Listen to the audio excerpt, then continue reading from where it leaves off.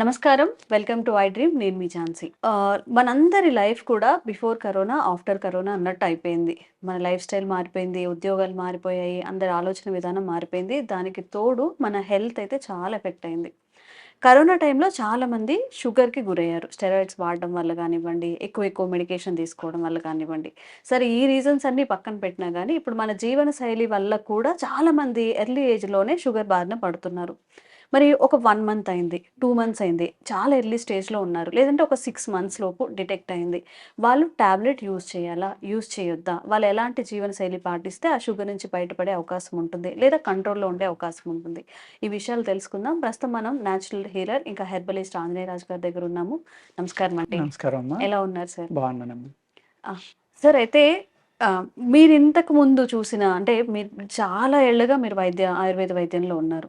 అప్పటితో పోలిస్తే ఇప్పుడు 30స్‌లోనే ఎర్లీగానే షుగర్ అవును. డిటెక్ట్ అవుతుంది. అవునమ్మా. మరి అసలు మాకు తెలియదు సార్ షుగర్ వచ్చినంటే. కరోనా టైంలో వచ్చింది. మేము హ్మ్. అసలు తెలుసుకోలేకపోయాము. హ్మ్. 1 ఇయర్ అయింది, 2 ఇయర్స్ అయిందని కూడా చెప్తున్నారు చాలామంది. అవునమ్మా. అవును. సరే వాళ్ళకి మెడికేషన్ కాసేపు పక్కన పెడితే, ఈ ఎర్లీగా వచ్చిన వాళ్ళకి మెడికేషన్ యూజ్ అవును. చేయాలా? హ్మ్. వాళ్ళ జీవనశైలి ఎలా ఉండాలి? అవునమ్మా. హ్మ్. మంచి ప్రశ్నమ్మా. ఎర్లీగా అప్పుడే స్టార్ట్ అయిన వాళ్ళు కానీ, హ్మ్. ఒక 2, 3 నెలలు, 6 నెలలు ఇలా వచ్చిన వాళ్ళమ్మా, వ్యాయామం అనేది చాలా కంపల్సరీ అమ్మా షుగర్‌లో. హ్మ్. వ్యాయామం గానీ, వాకింగ్. హ్మ్. ఆ వాకింగ్ కూడా ఎలా చేయాలి అంటే, మాకు ఆయుర్వేద శాస్త్ర ప్రకారం చెప్పిందయితే, హ్మ్. ఎర్లీ మార్నింగ్ కాకరకాయ ఉంటుంది కదమ్మా! హ్మ్. ఒక 25 గ్రామ్స్ నుంచి 50 గ్రామ్స్ వరకు హ్మ్. వాళ్ళ బాడీ వెయిట్‌ని బట్టి, ఏజ్‌ని బట్టి, వాళ్ళకి షుగర్ ఉన్న లెవెల్స్‌ని బట్టి హ్మ్. మిక్సీలో కొట్టుకొని చక్కగా గుడ్డలో పిండేసుకున్నామా, ఆ రసం తాగేసి కాకరకాయ రసం. కాకరకాయ రసం. హ్మ్. వాకింగ్‌కి ఎళ్ళాలమ్మా. హ్మ్. ఆ వాకింగ్ కూడా ఎలా అంటే గడ్డి ఉన్న ప్రదేశాలుంటే చాలా మంచిదమ్మా. ఏదైనా పార్కు, మన కాళ్ళకి గడ్డి తగిలేలాగా. గడ్డి తగిలేలాగా. ఆ! బూట్లు, భూమితో జోళ్ళు టచ్ ఉండేలాగా. ఇప్పేసి హ్మ్. షూస్ గానీ, చెప్పల్స్ గానీ లేకుండా అమ్మా, హ్మ్. మెత్తగా గడ్డితోటున్న ఇప్పుడు కార్పెట్‌లా అని అంటున్నారు కదా! అలాంటియి ఉన్న పార్కుని చూసుకునమ్మా, హ్మ్. ఆ గడ్డి మీద నడిస్తే ఆళ్ళ స్ట్రెంగ్త్‌ని బట్టి, వాళ్ళ వయసుని బట్టి హ్మ్. నడవలేరు. హ్మ్. అట్‌లీస్ట్ దాని మీద నుంచోవాలమ్మా కాసేపు. హ్మ్. లేపోతే కుర్చీలో కూర్చునైనా ఆ గడ్డి మీద కాళ్ళు పెట్టి, ఆ కాళ్ళు అక్కడికి, ఇక్కడికి మారుస్తూ ఉండాలి. ఒకే ప్లేస్‌లో వదిలేయకండా. హ్మ్. రకరకాల డైరెక్షన్‌లో యేసుకొని కూర్చుంటా ఉంటే, హ్మ్. ఆ గడ్డి అనేది, ఆ సాయిల్ అనేది అరికాళ్ళకి టచ్ అవ్వడం వల్ల, హ్మ్. మనలో ఉన్న అనేక రకాల నెగెటివ్ ఎనర్జీస్ అది తీసేసుకుంటుందమ్మా. ఓకే. ఈ కాకరకాయ రసం తాగడం వల్ల హ్మ్. మీకు ప్యాంక్రియాస్ గానీ, లివర్ గానీ మళ్ళీ యాక్టివ్ అయ్యి, హ్మ్. మీకు ఈ ఇన్సులిన్ రిలీజ్ చేయడానికి కూడా అవకాశం ఉంది. హ్మ్. ఇది చాలా చక్కగా పనిచేస్తుందమ్మా. హ్మ్.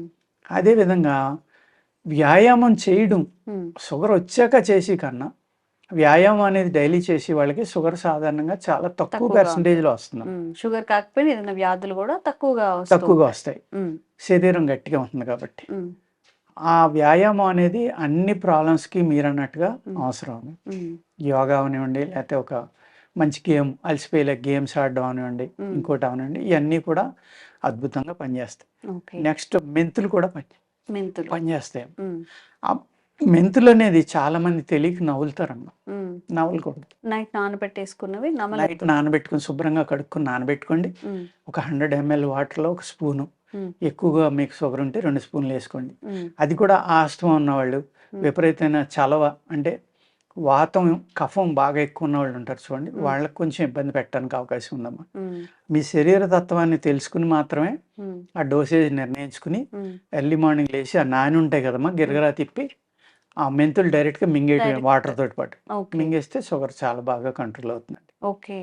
అదే విధంగా హ్మ్. నేరేడు చెట్టు, హ్మ్. దాని ఆకులు గాని, దాని బార్క్ గాని, దాని హ్మ్. గింజలు గాని, హ్మ్. ఈ 3 ఏదైనా వాడుకోవచ్చమ్మా. దాని చిగుర్లు గాని, హ్మ్. చక్కగా చిగుళ్ళైతే మీరు నూరేసి మాత్ర కట్టుకొని రోజు 2, 3 మాత్రలు ఒక బఠానీ, వేరుశెనగ గుండు సైజులో కట్టుకొని మింగేస్తే రోజు మింగొచ్చు. హ్మ్. మింగితే కూడా పరగడుపున లెగ్గానే పడుకునేటప్పుడు మింగుతా ఉంటే షుగర్ కంట్రోల్ అవుతుంది. ఓకే. అదే విధంగా నేరేడు విత్తు ఏదైతే ఉందో, హ్మ్.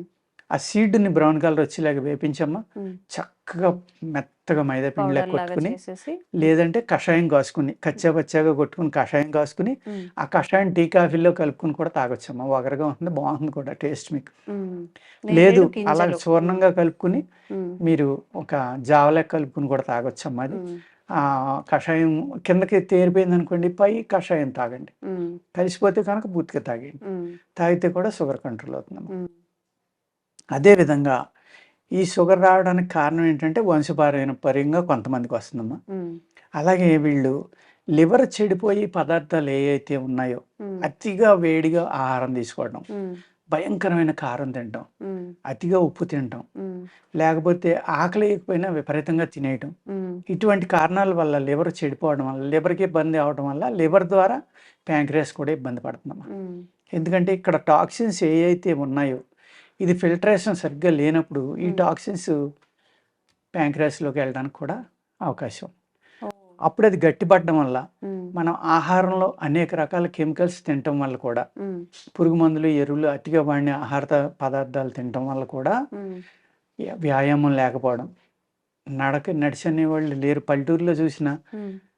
వాడి ఇంటి పక్కనే ఒక 100 గజాల్లో పొలం ఉంటే 100 గజాల కోసం బండి తీసుకొని బండి వెళ్తున్నాడు. తీసుకొని వెళ్తున్నారు. అంతే తప్ప పనికి 100 వెళ్ళే వాళ్ళు గజాలు గూడా కూడా నడవట్ల. ఆటోలు లేకపోతే ఏదో ఒకటి మాట్లాడుతున్నారు గానీ, నడిచి వెళ్ళే పరిస్థితే లేదు. లేదు. హ్మ్. అలాగే మిడ్‌నైట్ వరకు ఈ ఫోన్‌లు చూడటం, టీవీలు చూడటం. హ్మ్. అప్పుడు పడుకునే ముందర ఆహారం తిని పడుకోవడం. హ్మ్. తిన్న తర్వాత యాక్చువల్‌గా ఆయుర్వేద శాస్త్రంలో 2, 3 గంటలకి గ్యాప్ ఇవ్వాలి హ్మ్. అట్‌లీస్ట్ పడుకోవడానికి. 2 మినిమమ్ గంటలు. 2 గంటలు. హ్మ్. ఇవ్వట్లేదు కదా! రకరకాల ప్రొఫెషనల్ ఇబ్బందుల వల్ల ఇల్లు గాని, నైట్ ఎళ్లి తినేసి వెంటనే పడుకోవడం. హ్మ్. సాగిన వాళ్ళు గ్యాప్ ఇవ్వట్లేదు. సాగని వాళ్ళు అంటే ఆళ్ళకి తప్పదు. వాళ్ళ లైఫ్ స్టైల్‌లో. హ్మ్. వీళ్ళు కూడా ఏం చేస్తున్నారు? హ్మ్.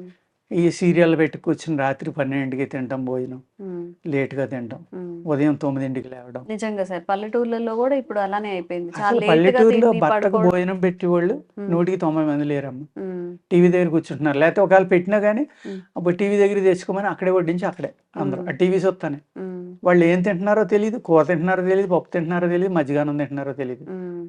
ఆ విధంగా హ్మ్. అసలు మానసికంగా ఏం తింటున్నాం అనేది ఫీలింగ్ లేకుండా ఆహారం తీసుకుంటే అది అసలు పనిచేయదమ్మా బాడీకి. హ్మ్. ఆ టేస్ట్ గాని, ఆ స్మెల్ గాని, హ్మ్. ఆ రికగ్నైజేషన్ నేను పప్పు తింటున్నానా, ఉప్పు తింటున్నానా, హ్మ్. లేకపోతే ఆకుకూర తింటున్నానా, వంకాయ తింటున్నానా, బీరకాయ తింటున్నానా, ఆ ఫీలింగ్ లేకుండా తినటం వల్ల అది శరీరానికి వంట పట్టదమ్మా. హ్మ్. హ్మ్. లేకపోతే అరగదు. హ్మ్. ఈ ప్రాబ్లమ్స్ వల్ల కూడా షుగర్ అవనివ్వండి, బీపీ అవనివ్వండి, కొలెస్ట్రాల్ అనేక రకాల వ్యాధుల్ని మనం కొని తెచ్చుకుంటున్నాం అనమాట. హ్మ్. అదే మీరు సాయంత్రం 6 లోపల తినేయండి. హ్మ్. లేకపోతే సూర్యాస్తమయానికి ముందరే తినేయండి. హ్మ్. కాలాన్ని బట్టి మీ టైంని మార్చుకోండి. మీకు జబ్బనేది చాలా దూరమైపోతుంది. హ్మ్. మీరు పడుకోవడం 2, 3 గంటలు ఎలాగో గ్యాప్ ఉంది కాబట్టి. అవును. ఈ విధమైన లైఫ్ స్టైల్ మార్చుకున్నామా మనం, హ్మ్. ఏదైతే మనం మోడర్న్ అనుకుని మన శరీరాన్ని, మన ఆరోగ్యాన్ని పూర్తిగా పాడు పాడు చేసుకుంటున్నాం. చేసుకుంటున్నామో, హ్మ్. దాని నుంచి బయటపడాలి అంటే మళ్ళీ హ్మ్. పూర్వకాలం ఎలా తినేవారు, హ్మ్. ఏం చేసేవారు, హ్మ్. ఆ సిస్టంలోకి వెళ్ళిపోయామా. హ్మ్. ఏదైతే సూర్యాస్తమయానికి ముందర తినాలంట, భలే చెప్తున్నాడు ఈడెవడో చేదస్తున్నాడు ఈడికి పెచ్చ. హ్మ్. రకరకాల కామెంట్స్ అమ్మ. హ్మ్. నోరు మనదే కాబట్టి ఏదైనా మాట్లాడొచ్చు. అవును. అవును. కానీ అది ఆచరించిన వాళ్ళకి దాని యొక్క విలువ తెలుస్తుంది. హ్మ్. అలాగా ఆచరించమ్మా వ్యాయామం అనేది చేసి ఫిజికల్‌గాని, మెంటల్‌గా కూడా ప్రిపేర్ అవ్వాలి. యెస్ నాకు షుగర్ రాదు. హ్మ్. అలాగే ఇప్పుడు మీరు అడిగారు. దాని సిగ్నల్స్ ఏమీ లేవు. లేకపోతే దాని సైడ్ ఎఫెక్ట్స్ ఏమీ కనపట్లేదు. మాకు షుగర్ ఉన్నట్టుగా మాకు అనిపించట్లేదు. హ్మ్. అందరికీ షుగర్ ఉన్నట్టుగా అనిపించాలని ఏమి లేదమ్మా. హ్మ్. కొంతమందికి ఎక్కువున్నా కూడా ఏమీ చేయదు వాళ్ళ బాడీ నేచర్‌ని బట్టి. హ్మ్. కొంతమందికి తక్కువున్నా కూడా చాలా ఇబ్బంది పెడుతుంది. హ్మ్. అలాగే ఇమ్యూనిటీ తక్కువ ఉన్నవాళ్ళు ఉన్నారనుకోండి. హ్మ్. ఓ స్పోర్ట్స్ ఆడేవాళ్ళు ఉన్నారు. ఒక గేమ్స్ ఆడేవాళ్ళు ఉన్నారు. రోజు 2, 3 గంటలు. హ్మ్. అతనికి షుగర్ వచ్చినా గాని అతని రీడింగ్స్ సెపరేట్‌గా చూడాలి మనం. ఓకే. అలాగే ఒక ఐడియల్‌గా ఉన్నాడు. బాగా ఫ్యాటీగా ఉన్నాడు. అసలు హ్మ్. కష్టపడరు. హ్మ్. ఇమ్యూనిటీ లేదు బాడీలో. అతనికి షుగర్ వస్తే అతనికి ఇంకోలా ట్రీట్ చేయాలి. హ్మ్. మరి ఇయన్నీ చూసుకోవాలి కదమ్మా! అవును. ఇప్పుడు బీపీ ఉందమ్మా. హ్మ్. 120 దాటితే టాబ్లెట్ అంటాం. మరి 250 ఉన్న పేషెంట్ కూడా నా దగ్గరికి ఒకసారి వచ్చారు. హ్మ్. వాళ్ళకి రెగ్యులర్‌గా అలాగే ఉంటుందంట. హ్మ్. అసలు మీకు మందు అక్కర్లేదండి. మీ నేచర్ అది ఉంది. ఎళ్ళిపోండి హ్మ్. అన్నాను నేను. హ్మ్. మీకేమన్నా ఇబ్బంది ఉందా అని. ఏమి ఇబ్బంది లేదు సార్ అని. హ్మ్. తలపోటు ఉందా? ఏమీ లేదు. కళ్ళు తిరుగుతున్నాయా? ఏమీ లేదు. హ్మ్. ఎప్పటి నుంచి ఉందో నాకు తెలీదు. హ్మ్. డాక్టర్ దగ్గరికెళ్తే ఇంత ఉందన్నారు. అయ్యబాబోయ్! చచ్చిపోతా అన్నారు. భయపడి మీ దగ్గరికి పరిగెత్తుకొచ్చాను. ఓకే. అది మీకు చిన్నప్పటి నుంచి ఉండుండొచ్చది. హ్మ్. అందరి బాడీలు ఒకలా ఉండవు కదమ్మా! అవును. అలాగా దాన్ని బట్టి కూడా మెడిసిన్ ఇవ్వాలమ్మా. హ్మ్. ఆ విధంగా మనం స్టార్టింగ్‌లోనే మనం జాగ్రత్త పడితే కనుక హ్మ్. వ్యాయామం ఇలాంటి చిన్న చిన్న చిట్కాలు. హ్మ్. మాకే ఎంతోమంది పేషెంట్స్ చెప్తూ ఉంటారు. హ్మ్. సార్ కాకరకాయ వేపుడు ఎక్కువ తింటున్నాను నేను. లేకపోతే నేరేడు గింజల పౌడర్ తింటున్నాను. లేకపోతే పొడపత్రి తింటున్నా. హ్మ్. లేకపోతే నల్ల జీలకర్ర తింటున్నా. ఇయన్నీ కలిపి తింటున్నాను. హ్మ్. వాళ్ళే మాకు వైద్యం చెప్తూ ఉంటారమ్మా. హ్మ్. నాకు తగ్గిందని కూడా చెప్తారు. చాలా బాగుందండి మీరు అదే వాడుకోండి. మీకు మందొద్దు అంటూ ఉంటాను. హ్మ్.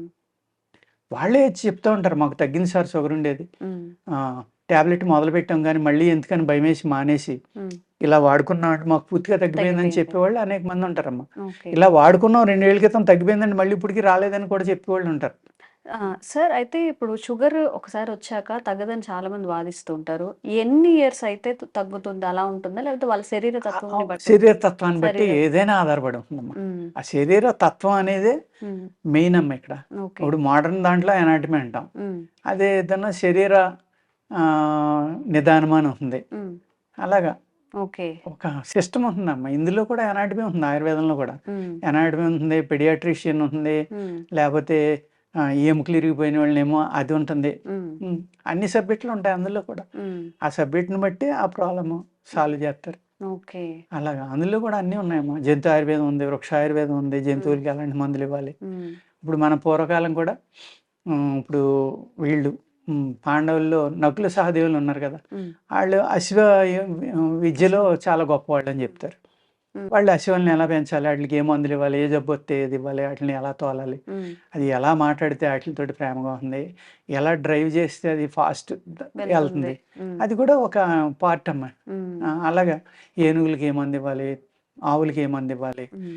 అలాగా అయన్నీ పూర్వం ఉండేది ఆయుర్వేదం. జంతు ఆయుర్వేదం ఉండేది, వృక్ష ఆయుర్వేదం ఉండేది. హ్మ్. అన్నీ ఉండేవి అందులో. ఓకే. హ్మ్. సార్ నిజంగా మీరు చెప్పినట్టు 1 మంత్ అవ్వనివ్వండి, 4 ఇయర్స్, 5 ఇయర్స్ అవ్వని, 10 ఇయర్స్ అవ్వనివ్వండి, వాళ్ళ బాడీ టైప్ నుంచి మనం షుగర్‌ననేది వాళ్ళ శరీరతత్వం ఎలా రెస్పాండ్ అవుతుంది అవును. మెడికేషన్‌కి అనే అవును. దాని మీద ఉంటుంది. అవును. అండ్ అలాగే మీరు ఒక మాట అన్నారు. మానసికంగా, శారీరకంగా కూడా మనం సిద్ధంగా ఉండాలి. మనకి అవును. షుగర్ రాదు, అవును. తగ్గుతుంది అని చెప్పి. అనుకుంటే తగ్గుతుందమ్మా. హ్మ్. మనసే కదా శరీరాన్ని కంట్రోల్ చేసేది. హ్మ్. మీరు పాజిటివ్ థింకింగ్‌గా ఉంటే హ్మ్. చిన్న చిన్న చిట్టాలు వాడుకున్నా తగ్గిపోతుంది. తగ్గిపోతుంది. హ్మ్. షుగర్ పేషెంట్స్ ఉన్నవాళ్ళు అసలు ఏం తినొచ్చు? హ్మ్. అంటే వాళ్ళకి పాపం నడవడానికి కాళ్ళు నొప్పులు అంటూ ఉంటారు. అవునమ్మా. అండ్ సార్ ఒక్కొక్క కొన్ని కేసెస్‌లో తింటూనే ఉంటారు వాళ్ళు. అవునమ్మా. ఆకలి ఎక్కువగా ఏస్తుందని చెప్పి గంట గంటకి తింటూ ఉంటారు. హ్మ్. మరి దానివల్ల ఎలాంటి సైడ్ ఎఫెక్ట్స్ వస్తాయి? అసలు వాళ్ళు ఇదిగో ఈ ఆహారమే తినాలి. తింటే మీకు అవును. ఎలాంటి నష్టం జరగదు అనేవి ఈరోజు తెలియజేయండి. అలాగేనమ్మా. తప్పనిసరిగా. చాలా హ్మ్. మంచి ప్రశ్నమ్మా. హ్మ్. అందరికీ ఉపయోగపడుతుంది. అలాగే మీరు తింటానే ఉన్నారన్నారు కదా! హ్మ్. ఇప్పుడు ఎలా ఉంటుందంటేనమ్మా కొంతమంది వైద్యులేమో 2 సార్లు తింటే చాలా మంచిదంటున్నారు. హ్మ్. కొంతమందేమో షుగర్ ఉన్నవాళ్ళు కడుపు నిండా తినకూడదు. హ్మ్. అస్తమానం తింటా ఉండాలని కొంచెం కొంతమంది అంటారు. కొంచెంగా తినాలని చెప్తూ అది ఉంటారు. వాళ్ళ బ్రెయిన్‌లోకి వెళ్ళిపోయిందనుకోండి. హ్మ్. నేను ఆహారం తక్కువ తీసుకుంటే నాకు షుగర్ పెరిగిపోతుందేమో, హ్మ్. ఇంకోటో భయపడి వాళ్ళు తినేవాళ్ళుంటారు. హ్మ్. అది అలవాటు కింద మారిపోయి తినకపోతే వాళ్ళకి ఏదో అయిపోతుందని భయపడి తినేవాళ్ళుంటారు. అవును. అలవాటైపోయి తినేవాళ్ళుంటారు. ఇన్ని హ్మ్. రకాలుగా ఉంటారమ్మా. హ్మ్. దానివల్ల ఏమవుతుందంటే మీకు నేను అనుకోవడం అనేది నష్టం తప్ప లాభం ఏం జరగదమ్మా. హ్మ్. నష్టమే జరుగుతుంది. ఒబెసిటీ వచ్చేస్తుంది, బాడీ పెరిగిపోతుంది, వెయిట్ పెరిగిపోతారు. హ్మ్. అనేక రకాల సైడ్ ఎఫెక్ట్‌లొస్తాయి. హ్మ్. ఈ షుగర్ అనే దాంట్లో ఏంటంటేనమ్మా, ఈ కార్బోహైడ్రేట్స్ ఎక్కువ తింటే హ్మ్. అంటే గ్లూకోజ్ కింద కన్వర్ట్ అయ్యి ఆహార పదార్థాలు ఎక్కువ తీసుకోవడం వల్ల షుగర్ పెరిగిపోతుంది. హ్మ్. తొందరగా అరిగిపోయి ఆహార పదార్థాలు తినటం వల్ల. హ్మ్. అందుకు గ్లూకోజ్ తక్కువున్నయి, ఫైబర్ ఎక్కువున్నయి హ్మ్. ఇటువంటియి తినమని జెప్తారు. చేదుగా ఉన్న పదార్థాలు కూడా ఎక్కువ తినమని జెప్తారు. ఓకే. ఇక్కడ షుగర్‌కి, ఇండైజెషన్‌కి ఒక లింక్ ఉందమ్మా నా లెక్క ప్రకారం. ఇండైజెషన్‌కి. హ్మ్. ఈ ఇండైజెషన్ వల్ల మనం తిన్న ఆహారం టాక్సిన్స్‌గా మారిపోవటం వల్ల, హ్మ్. తొందరగా అరక్కపోవటం వల్ల హ్మ్. అనేక రకాల సైడ్ ఎఫెక్ట్‌లు. లేకపోతే ఈ లివర్ ఇబ్బంది పడటం, స్ప్లీన్ ఇబ్బంది పడటం, హ్మ్. లేకపోతే రక్తం చిక్కబడిపోవటం ఇలాంటియి జరిగినప్పుడు కూడా హ్మ్. కొన్ని ఆర్గాన్స్ తను చేసే పని తను ఈజీగా చేయలేవమ్మ. హ్మ్. చేయకపోవటం వల్ల కూడా అనేక రకాల ప్రాబ్లమ్స్ వస్తాయి. హ్మ్. అందులో ప్యాంక్రియాస్ సరిగ్గా పనిచేయకపోతే షుగర్ వస్తుంది మనకి. హ్మ్. లివర్ సరిగ్గా పనిచేయక దాంట్లో ఉన్న కల్మషం ప్యాంక్రియాస్‌కి వెళ్ళడం వల్ల కూడా వస్తుంది. 2 దగ్గరలో ఉంటాయి కాబట్టి. హ్మ్. అలాగే ఈ టాక్సిన్స్ అనేవి బాడీ అంతా తిరుగుతాయి కాబట్టి అన్నాట్లి మీద ఎఫెక్ట్ చూపించొచ్చమ్మా. హ్మ్. అనేక గ్లాండ్స్ మీద. హ్మ్. దానివల్ల కూడా షుగర్ వస్తుందండి. హ్మ్. ఈ షుగర్ వచ్చాక తినయేంటి, తినకూడనియి ఏంటంటే ఇప్పుడు ఎలాగా గ్లూకోజ్ పదార్థం తింటే పెరిగిపోతుంది. అవును. కొంతమందికి నేను స్వీట్ తింటాను రోజు నాకు పెరగదని కూడా అంటారు. హ్మ్. అందుకనే ఇక్కడ ప్రతీది కూడా బాడీ నేచర్‌ని బట్టి మనం దీన్ని తీసుకోవాలమ్మా. హ్మ్. ఆహార పదార్థాలు గానీ, ఇంకోటి గానీ. హ్మ్. ఇక్కడ సజెస్టబుల్ ఏంటంటే ఫైబర్ ఎక్కువ ఉన్నయి తినమంటారు. అది కరెక్టేనమ్మా. ఫైబర్ ఎక్కువ ఉన్నయి తినటం వల్ల ఏమవుతుందంటే హ్మ్. మీకు ఎర్లీ మార్నింగ్ మీకు ఈ షుగర్ ఉన్న వాళ్ళలో ఎక్కువ కేసులు మేము అబ్జర్వ్ చేసిందేంటంటే 40-50% కాన్‌స్టిపేషన్ ఉన్నోళ్ళకి వస్తుందమ్మా. హ్మ్. మలబద్ధకం మలబద్ధకం వల్ల కూడా ఈ షుగర్ అనేది వస్తుంది. ఫ్రీగా మోషన్‌కి వెళ్ళని వాళ్ళందరిలో వచ్చే అవకాశం ఉంటుంది. ఎక్కువగా ఉంటుంది. షుగర్ రావడానికి అవకాశం ఉంది. హ్మ్. అందుచేత హ్మ్. ఈ ఫైబర్ తినడం వల్ల ఫ్రీగా మోషన్ అయిపోయి హ్మ్. ఈ ఇంటెస్టైన్స్ అనేది క్లీన్ అవ్వడం వల్ల కూడా హ్మ్. మీకు షుగర్ అనేది కంట్రోల్ రావడానికి అవకాశం ఉందమ్మా. ఉంటుంది. అందుకు ఆయుర్వేదంలో మీకు తేలిగ్గా అరిగే ఆహార పదార్థాలు షుగర్ వాళ్ళకి తినాలి అనేది కొన్ని ఫార్ములాస్ ఉంటాయమ్మా. అందులో ఒకటి మీకు చెప్తాను, ఒకటి రెండు చెప్తానండి.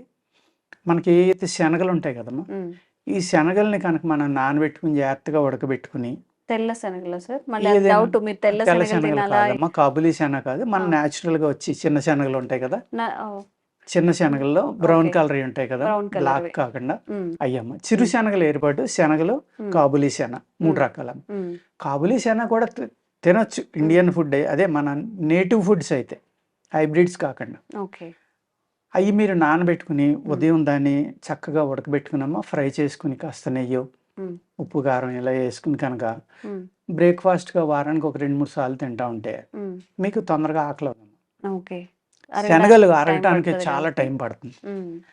ఆ టైం పట్టడం వల్ల ఏమో స్లోగా అరుగుతాయి. అందులో మీకు ఈ ఏదైతే మీరు కార్బోహైడ్రేట్ అంటున్నామో మనం, అది తక్కువ ఉంది. అందులో తక్కువ ఉండటం వల్ల ఏమవుతుందంటే షుగర్ సడన్గా పెరగడం అనేది జరగదు.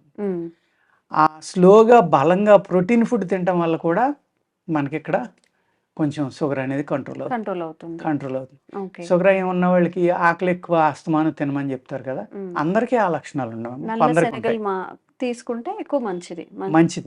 తీసుకోవడం వల్ల హై ప్రోటీన్, నీరసం రాకుండా ఉంటుంది. మీరు ప్రశ్న వేసేటప్పుడు అడిగారు కదా, షుగర్ వల్ల చాలా మంది నీరసపడతా ఉంటారు, లేకపోతే లో షుగర్, హై షుగర్ వస్తూ ఉంటాయి. అటువంటిని బ్యాలెన్స్ చేయడానికి కూడా ఈ శనగలు అనేది అద్భుతంగా పనిచేస్తుంటాయి. అదేవిధంగా బార్లీ గింజలు, మనం జవ అంటాం దాన్ని, ఎవలు అంటాం, జవ అని కూడా అంటారు నార్త్ ఇండియాలో. మన రైస్ బదులు అది వాడతారమ్మా, చాలా మంది ఎప్పటికీ వాడుతున్నారు. అక్కడ షుగర్ అనేది తక్కువ ఉంటుంది, మీరు చూసుకోండి కావాలంటే. ఎందుకు అంటే వరి బియ్యంలో ఉన్నంత ఎక్కువ గ్లూకోజ్ అంటే కార్బోహైడ్రేట్ శాతం ఎవరిలో తక్కువ ఉంటుంది. జిగురు పదార్థం ఎక్కువ ఉందమ్మా అందులో. ఆ జిగురు పదార్థం ఉండి అరుగుదల స్లోగా అరుగుతుంది, కానీ వరి మీద బలం ఎక్కువ. అది స్లోగా అరుగుతుంది, మీకు బలాన్ని ఇస్తుంది. ఈ 2 కారణాల వల్ల ఏమవుతుందంటే ఈ శనగలు, బార్లీ 2 కలిపి కూడా, వేపించిన పచ్చి శనగలు, బార్లీ కలిపి కూడా మనం బార్లీ సగం తీసుకున్నామా, శనగలు సగం తీసుకుని ఒక హాఫ్ భాగం తీసుకుని ఒక భాగం బార్లీ తీసుకుని కూడా మీరు పౌడర్ చేసుకుని, ఆ పౌడర్ దోశగానో రొట్టెగానో కాల్చుకుని తినడం వల్ల కూడా మీకు షుగర్ అనేది చాలా కంట్రోల్ అవుతుంది. పొట్టుతో సహా తీసుకోవాలి, పొట్టుతో సహా తీసుకోవాలమ్మా. అలాగే ఈ 2 కూడా హై ప్రోటీన్, స్లోగా అరిగే పదార్థాలు కాబట్టి అజీర్తి లేకుండా దాంట్లో కొద్దిగా వామ్ చూర్ణం, కొంచెం సాల్ట్ ఇలాంటివి ఏమన్నా కలుపుకున్నమ్మా, ఆ వేడిని తగ్గించి, లేక జీలకర్ర కానీ సోంపు కానీ టేస్ట్కి మీరు ఇలాంటివి కలుపుకుని రొట్టిగా కానీ, లేకపోతే ఒక దోశగా కానీ, ఒక ఇడ్లీ పిండిలో కొంత భాగం మీద కలుపుకోవడం కానీ, ఇలాంటివి కలుపుకొని తినడం వల్ల కూడా షుగర్ చక్కగా కంట్రోల్ అవుతుందమ్మా.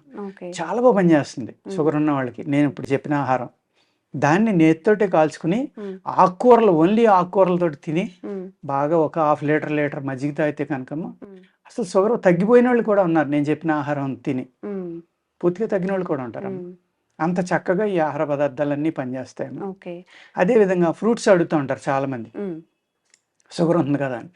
అలాగా కొంతమంది డాక్టర్లు మ్యాంగో తినొచ్చు అంటారు, తినకూడదు అంటారు. కొంతమంది అనేక రకాలు, ఇప్పుడు పబ్లిసిటీ వచ్చింది కాబట్టి ఇబ్బందులు అవుతున్నాయమ్మా, వాళ్ళకి కన్ఫ్యూజ్ అయిపోతున్నారు. అందుకేంటంటే నేను చెప్పే సజెషన్ అయితే ఈ బెర్రీ జాతిలో ఏమైనా తినొచ్చు. అంజీర్ ఒకటి చాలా బాగా పనిచేస్తాం. ఫిగ్స్ అంటాం మనం, చక్రాల కింద అమ్ముతూ ఉంటారు మనకి. అలాగే అవకాడో, లేకపోతే డ్రాగన్ ఫ్రూట్, పైనాపిల్లో కూడా మెగ్నీషియం ఎక్కువ ఉంది, ఫైబర్ ఎక్కువ ఉంది, మినరల్స్ ఎక్కువ ఉంటాయమ్మా. తినొచ్చు.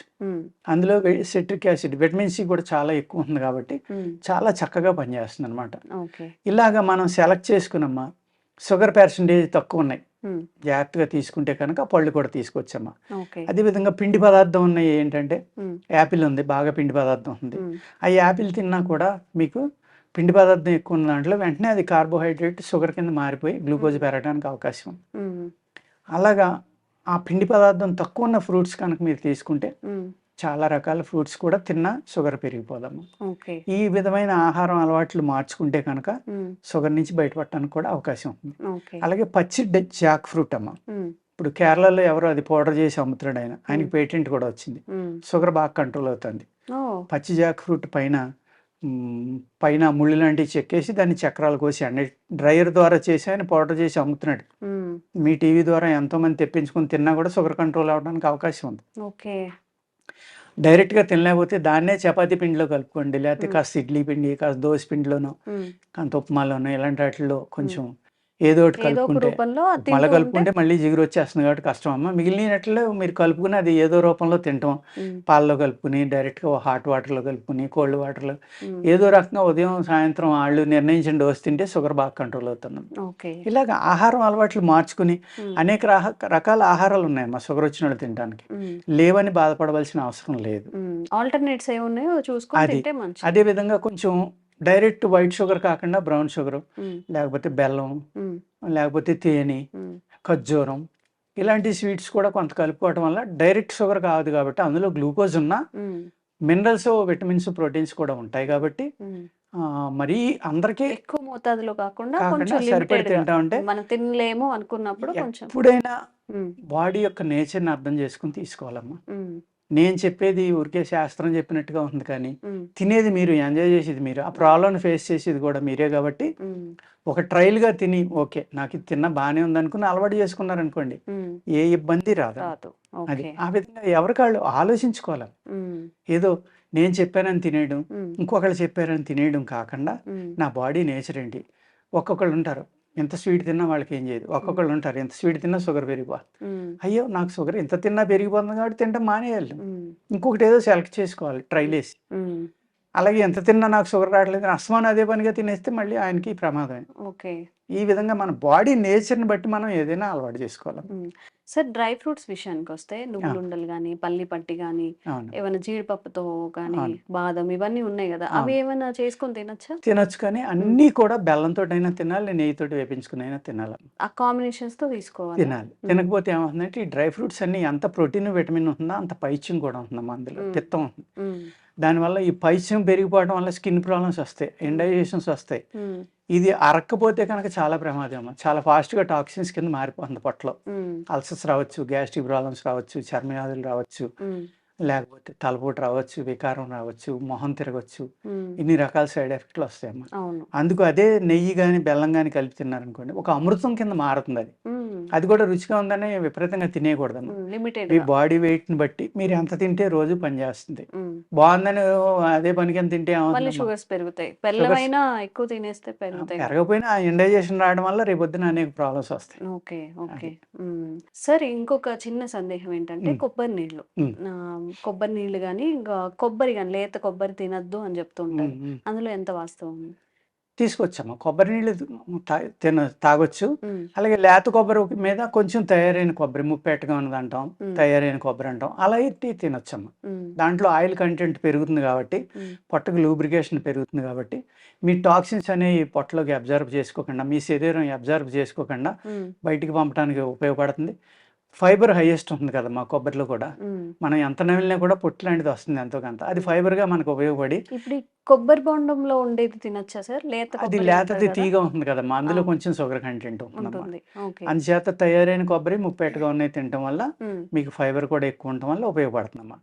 ఆయిల్ కూడా లూబ్రికేషన్ ప్లస్ హై ప్రోటీన్ ఉంటుంది.